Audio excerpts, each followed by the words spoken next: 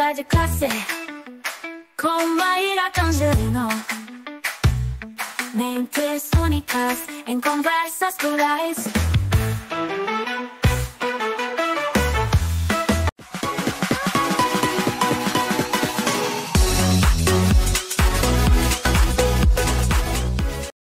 Olá, pessoal! Boas-vindas a mais um episódio de Conversa de Classe. E hoje nós vamos explorar uma poderosa interseção entre educação e cultura, com um convidado muito especial. Eu já estava comentando aqui com ele que quem indicou ele para vir aqui no programa é um amigo muito querido que foi o segundo programa que a gente gravou, que foi o Fernando Rosário. E, gente, uma indicação do Fernando Rosário não dá para a gente perder. Tá? Eu vou receber aqui o Hércules Freitas, né? Ou o nome completo dele é Professor Hércules de Freitas. Ele é rapper, professor do ensino fundamental e escritor. E ele vai falar um pouquinho aqui sobre uma proposta única de educação, né? Em que a gente reúne aí a música, o rap e a literatura. E eu já combinei com ele aqui nos bastidores que eu vou começar mandando a primeira pergunta aqui para ele. Érico, você tem uma trajetória super consolidada aí como rapper, com mais de 30 anos de carreira e várias produções musicais. O que eu queria saber, no seu papel como professor, como que você percebe que a música, e aí, né, especialmente o rap, impacta nos seus alunos, e o que o rap e as suas mensagens conseguem despertar aí nos estudantes que talvez outros estilos ou outras abordagens não alcançariam. Professor Érico, boas-vindas, é uma honra te receber aqui no Conversa de Classe. Boa noite, eu fico contente pelo convite, sensacional. Fernando, uma pessoa maravilhosa, super mesmo, assim, muito sensacional, cara. Eu faço rap desde os meus 16, 17 anos, quando eu entrei na cultura hip hop aqui em São Paulo. De lá para cá, eu fiz diversos shows solo, com grupo, depois voltei a ficar sozinho novamente. E quando eu comecei a fazer faculdade, eu percebi que eu poderia assimilar essa vivência dentro da cultura hip hop no que eu estava fazendo, né? Que é pedagogia, na época que eu estava fazendo. E tanto é que os meus trabalhos todos que eu fui apresentando na faculdade, todos eles eram rimados, assim que eu me sentia mais à vontade dessa forma, né? E quando eu comecei a dar aula, eu percebi que eu poderia fazer isso também na sala de aula, né? Somando tudo em todas as matérias, para falar a verdade. Em 2010, quando eu entrei numa escola particular, eu fazia muito isso, né? Eu levava textos rimados, porque eu percebi que as crianças também gostavam mais e prestavam muito mais atenção no que nas outras leituras, né? E eu comecei a levar letras de rap para eles perceberem também, já que era muito próximo do cotidiano deles, até algumas letras até.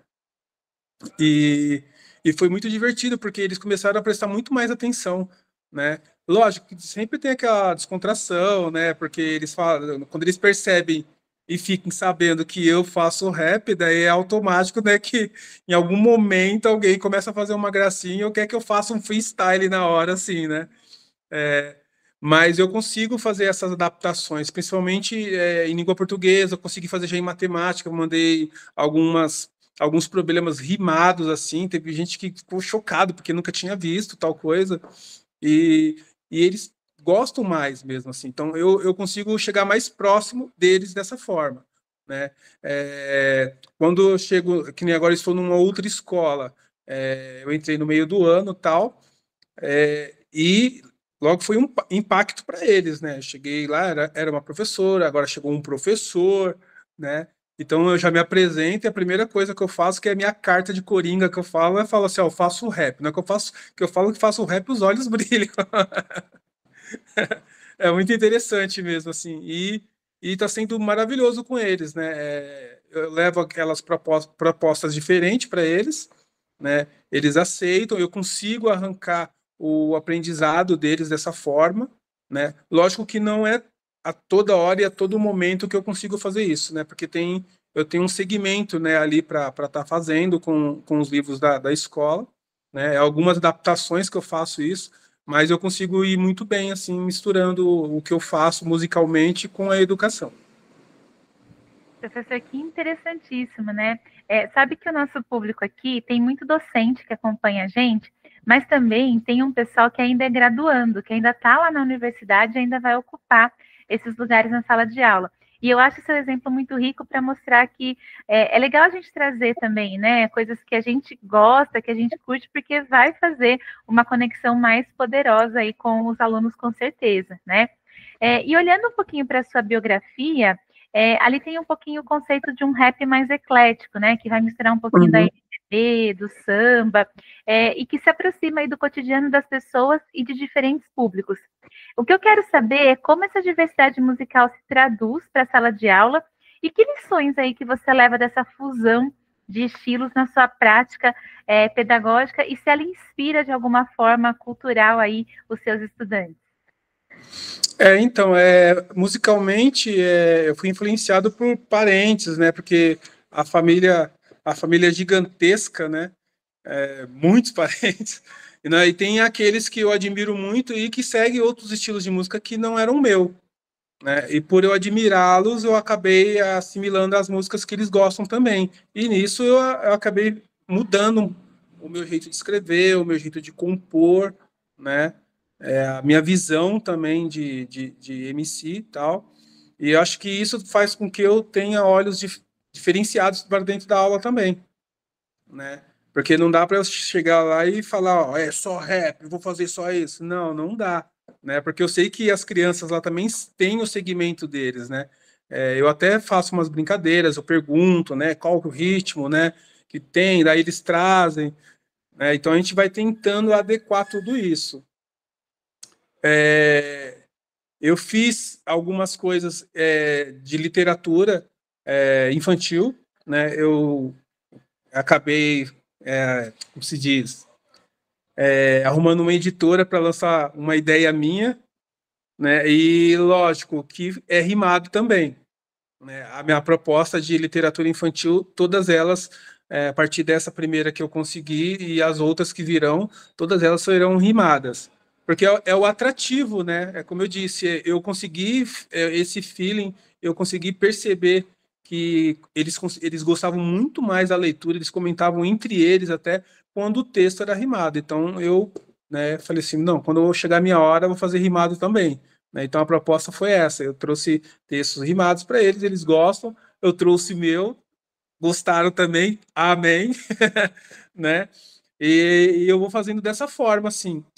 Musicalmente, às vezes eu busco uma ideia ou outra de amigos, porque eu também tenho outros amigos que também que trabalham como docente e também são MCs, né? Eu tenho um amigo meu até que é de geografia, mas ele manja muito de tecnologia e eu aprendi bastante com ele também, né? Inclusive, ele fez um trabalho maravilhoso que ele misturou videogame, ele quis trazer os videogames e queria mostrar para o público, para os professores, os outros docentes, que ele consegue ensinar só na base do videogame. E ele é de geografia. Ele consegue mostrar os mapas dos jogos e falar um monte, assim. É uma coisa bem impressionante mesmo. Então, eu aprendi bastante com ele também, né? Ele já consegue chegar nos alunos de uma certa forma, né? Pelo jogo que todo mundo gosta, né? E musicalmente eu faço a mesma coisa também. Eu consigo chegar neles através do rap, né? Que é o que eles gostam também, né? Principalmente nessa febre que está agora, nessas batalhas de rimas que tem em São Paulo e no Brasil afora também, né? Que eu também já fiz na escola também uma batalha de rima e eu que dava, né, a proposta de qual não deixava aleatória, não falava, não, agora você vai ter que elogiar o amigo, né? Então ele tinha que fazer uma batalha de rima só de elogios. Foi muito engraçado, mas eles aprenderam que também pode ser, né? Que você também pode elogiar uma outra pessoa. Que maravilhoso, professor. E expandiu, né, o universo cultural aí dos alunos, com Sim. certeza, né? E você já deu um spoiler aí na sua fala, mas eu vou pegar o seu spoiler para a gente falar um pouquinho mais, né? Você é escritor e você lançou um livro, A Menina que Falava Mais que o Homem da Cobra. E você já explicou um pouquinho, né, que traz uma linguagem própria, né, e culturalmente rica aí, misturando um pouquinho de rimas. Mas eu quero perguntar, como que essa experiência como autor influencia a forma que você ensina e como que o ato de escrever e contar histórias amplia o seu alicerce de trabalho como educador e como ele promove aí um ensino mais humanizado? Então, na escola eu fiz uma proposta de literatura infantil, no qual eu pego um livro, né, e dou para o aluno junto com o caderno. Daí ele leva para casa esse caderno e esse livro, ele vai fazer uma leitura com o ente lá, ou com a mãe, ou com o pai, ou com o irmão mais velho, e depois ele vai relatar um trecho. Não precisa ser nenhum texto muito grande, não, mas ele vai relatar um trecho. Eu mandei um livro, né, normal, foi muito bem aceito, e lógico, depois eu mandei o meu para ver a recepção como seria. A primeira vez que eu fiz isso, eu não disse para ninguém que o livro era meu, né? Eu não disse, né? O primeiro aluno levou e olhou lá, eu nem deixei ele abrir, eu dei a bolsinha para ele assim, eu falei assim, ó, coloca na mochila aí que essa atividade você vai ter que levar para casa. E ele levou, né? E foi uma surpresa que no outro dia ele chegou gritando do portão que o livro era meu. E lógico, daí aguçou a curiosidade dos outros alunos para levar esse livro também, né? E daí eu invento histórias, falo, ó, vamos fazer isso, fazer aquilo. Então, daí eles conseguem fazer esse tipo de, como se diz, de atividade lendo. Daí todo mundo quis fazer e todo mundo acabou fazendo, né? Lógico que vieram outros livros, né? Eles também estão fazendo ainda, porque o projeto ainda tá em andamento, que é até o final do ano.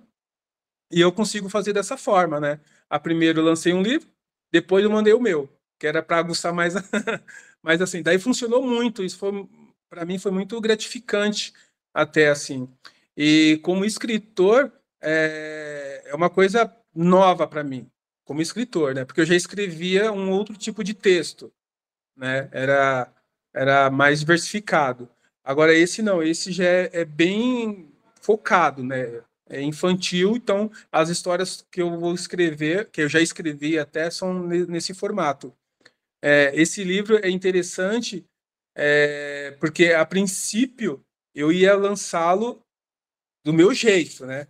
E daí o Egídio acabou vendo isso, me chamou, nós conversamos, e ele falou assim, não, vamos lançar de uma outra forma, que vai ser melhor, tal, e a gente acabou fazendo. Um detalhe desse livro é que quem fez a ilustração é um ex-aluno meu.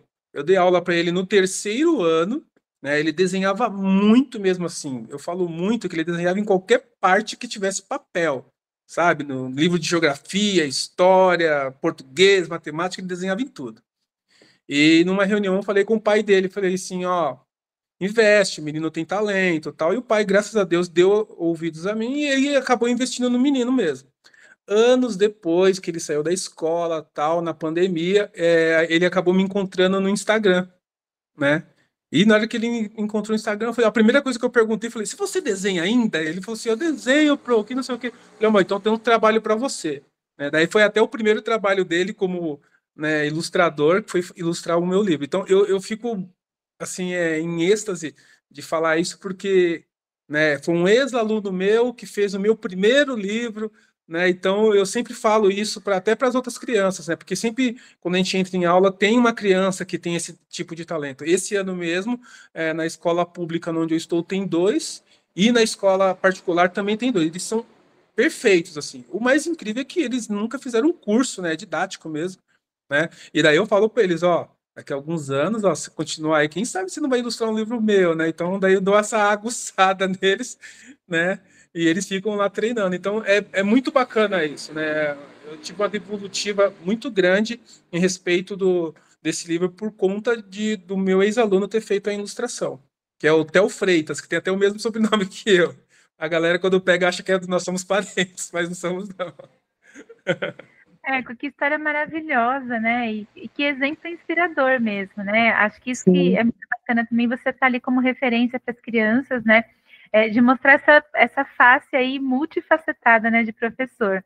E aí, para a gente ir encerrando, você participou de diferentes espaços culturais, do teatro, a rádio, a campeonato de DJ, aí a cultura está na veia, né?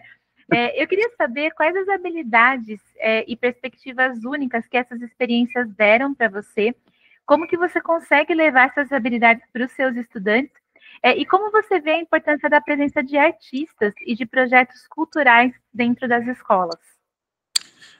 Então, eu vejo assim, eu acho que é muito importante assim, os artistas eles estão ali, mas eles são eu vejo eles como espelho, né? A gente vê que algumas crianças falam de fulano, de Beltrano, de Ciclano, e às vezes toma alguma coisa, alguma iniciativa, alguma fala, um jeito deles, desses artistas. Então a gente tem que tomar um pouco de cuidado com o que a gente escreve e fala, né?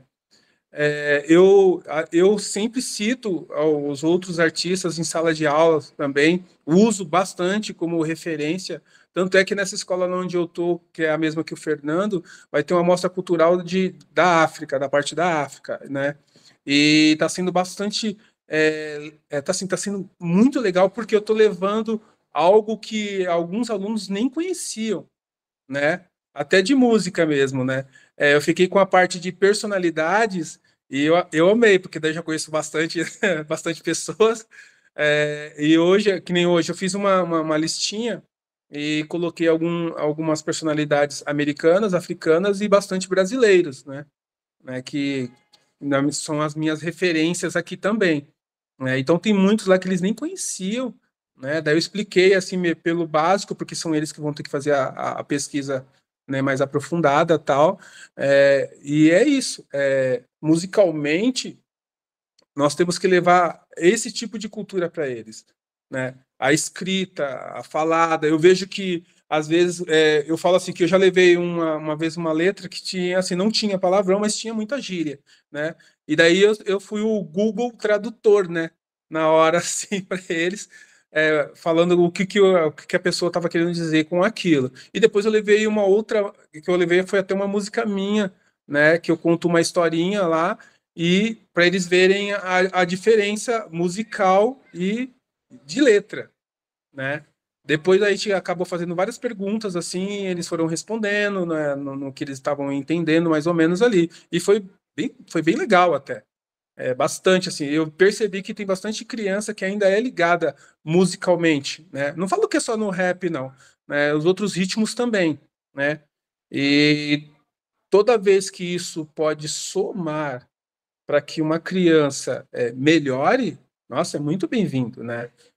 Eu sempre trago uma letrinha impressa para eles, né, para fazer alguma atividade, ou eu coloco eu coloco uma música para eles ouvirem pelo menos umas 3 vezes, depois eu faço uma pergunta-chave para ver se eles prestaram atenção, né? Fica aquele silêncio, dá para ouvir só o coração batendo, né? E é bem legal isso, né? É, o rap, assim, eu vejo que ele pode fazer as mudanças, né? Eu conheço bastante pessoas, até crianças, que mudaram muito, assim, só de ouvir uma letra. Que, inclusive, né, eu uso até como referência um rapaz que fez, que se formou em médico pediatra, se não me engano, e a entrada dele para receber o canudo dele, ele usou Racionais MCs, né, que até, né, viralizou na internet até por conta disso, né? Porque ninguém esperava, né? Porque até então, antes dele só estavam tocando sertanejo, sertanejo, daqui a pouco toca Racionais MCs na formatura de medicina. E assim, foi muito legal porque daí ele também deu testemunho dele, né? Falando que ele sempre ouviu rap e isso fez a mudança na vida dele, né? Fez com que ele mudasse os pensamentos dele e focasse mais no estudo para tentar mudar a perspectiva e a vida dele, né? E graças a Deus ele conseguiu, foi uma coisa muito louca, assim. Eu sempre conto para as crianças isso, né? O dia que saiu, eu levei o vídeo até na escola pública para as crianças verem que eles podem mudar, né? Eles podem se adaptar, eles podem fazer a diferença total. E na particular eu fiz a mesma coisa também. Eu mostrei a letra da música, eles ficaram assim, meio que chocados, porque eles não conheciam. Não, já tinham ouvido falar sobre os Racionais MCs, mas não tinham ouvido a letra. Um ou outro aluno, assim, que já estava tinha até a música na playlist, mas eu acho que a música consegue fazer essas mudanças, assim. É lógico que a gente tem que ficar peneirando, né? Não pode levar qualquer coisa para eles ouvirem também, que tem coisas que não cabem naquele momento, né? E nem em momento nenhum. Então a gente tem que dar uma peneirada para que faça, né, a mudança positiva, né? Olha aqui, que que vida inspiradora. Eu estou aqui admirada do seu trabalho, né? E muito, de verdade, honrada por mim, né? Porque eu ouço primeiro e pelas pessoas que vão ouvir depois, né? Depois a gente deixa esse fóssil aí na internet e acho que é um fóssil muito bonito da gente deixar.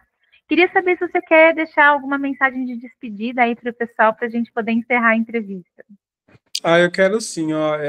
Eu quero assim que as crianças não parem de estudar, ouçam, né, os pais, né, ouçam bastante os pais, ouçam bastante os professores, porque tem bastante professor, gente fina demais, que também quer fazer esse tipo de mudança.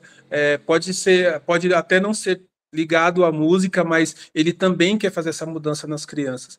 E aos professores que estão chegando, pode vir que é legal pra caramba ser professor, viu? Que lindo! Olha, a melhor frase aí para poder encerrar a entrevista. Muito obrigada mais uma vez pela generosidade, pela disponibilidade. E, pessoal, a gente se vê no próximo Conversa de Classe. Até mais!